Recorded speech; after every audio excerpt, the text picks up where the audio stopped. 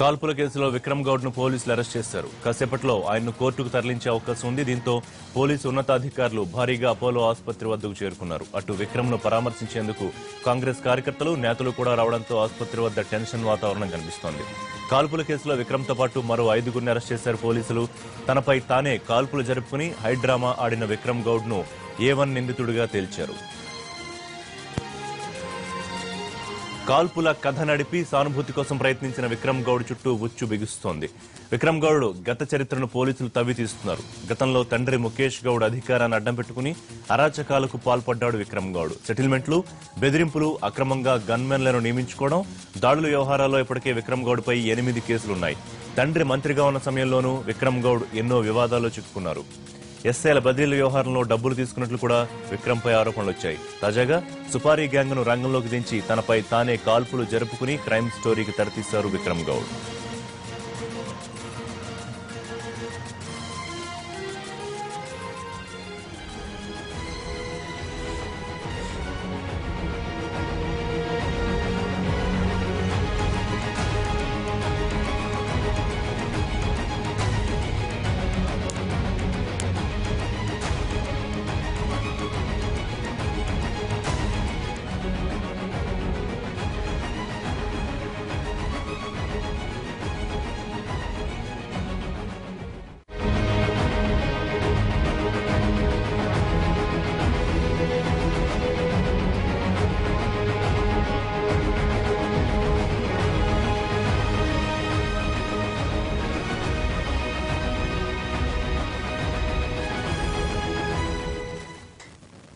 Vikram Goud Apollo ఆసుపత్రిలో పరామర్శించారు మాజీ మంత్రి దానం నాగేందర్. కాల్పుల ఘటనపై కట్టుకథ నడుస్తోందని విక్రమ్ తనతో చెప్పినట్లు దానం అంటున్నారు. విక్రమ్ గౌడ్ అఫీషియల్ గా డిశ్చార్జ్ అయ్యాకే అతన్ని అరెస్ట్ చేయాలని, ప్రస్తుతం అతడు మాట్లాడే పరిస్థితిలో కూడా లేడంటోన్న దానం నాగేందర్ తో మా ప్రతినిధి Arvind Sharma face to face.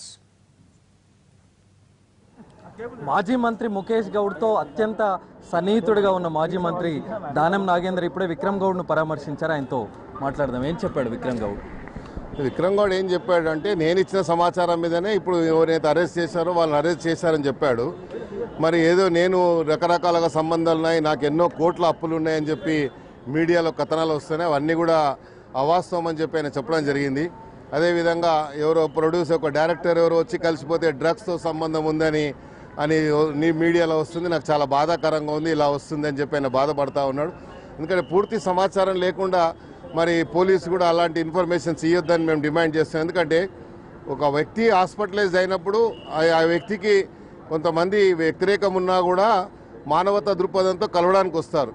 వచ్చిన ప్రతి వ్యక్తి మీద ఆరోపణలు చేసుకుంటూ పోతే మరి ఇక పరామర్శలు అనేవి ఉండే. కాల్పులు జరిగిన దానికి అతడు చెప్పిన వర్షన్ ఒకటి, మరి ఇప్పుడు పోలీసుల విచారణలో వేరే విషయాలు బయటపడ్డాయి.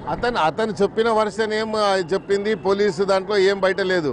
అతను చెప్పిన దాని మీదనే అతను ఎవరికైతే చెప్పాడో వాళ్ళని అరెస్ట్ చేసుకొచ్చారు తప్ప వీళ్ళు పోలీసు ఇది ఆత్మహత్యా యత్నానికి పాల్పడి ఒక డ్రామా ఆడాడు అనేటువంటి విషయం. డ్రామా ఆడడానికి అవసరం ఏముందని, ఆయనకి ఏమంతా పెద్ద బెదిరించి డబ్బులు లాక్కోవడానికి, అప్పుల ఊబిలో ఉన్నటువంటి వాళ్ళు ఎవరైతే అప్పులు ఇచ్చారో వాళ్ళందరినీ ఒత్తిడి నుంచి తప్పించుకోవడానికి. అప్పుల్లో ఎవరైనా వచ్చి మీకు స్టేట్మెంట్ ఇచ్చారా? ఇవ్వలే కదా. అతని మొబైల్లో ఆ మెసేజ్లు అన్ని ఉన్నాయి కదా. మెసేజ్లు ఉన్నాయి, 2-3 మెసేజ్లు. వాళ్ళు కూడా వాళ్ళ ప్రొడక్షన్ కు సంబంధించి, ఎందుకంటే సినిమా ఇండస్ట్రీకి ఆయనకు సంబంధం ఉంది కాబట్టి 2-3 మొబైల్ మెసేజ్లు మాకు రావాల్సిన ఒక 1-2 crores అని చెప్తా ఉన్నాడు. అంతే తప్ప అంతకంటే మించి లేదని నేను భావిస్తా ఉన్నాను.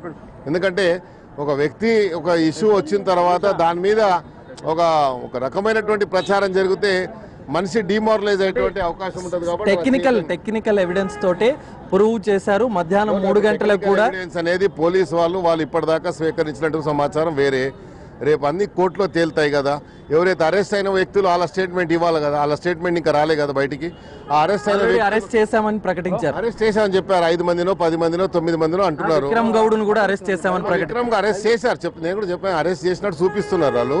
కానీ ఎవరైతే మనిషి హాస్పిటలైజ్డ్ అయి ఉంటాడో, బెడ్ రిటర్న్ ఉంటాడో, ఆ వ్యక్తిని అరెస్ట్ చేసి ఆ బెడ్ మీద ఉన్నంత కాలం, అంటే రికవరీ అయ్యేంత కాలం, అఫీషియల్ గా డిశ్చార్జ్ అయ్యే వరకు తీసుకుపోవడానికి పోలీసులు ఫిట్ గా ఉన్నాడు. మధ్యాహ్నం తర్వాత డిశ్చార్జ్ కూడా చేస్తామని డాక్టర్లు చెప్తారు. ఒకటి ఇంటర్నల్ గా ఆయనకు బ్లీడింగ్ ఉంది, బుల్లెట్ ఉంది స్పైనల్ కార్డ్ లో.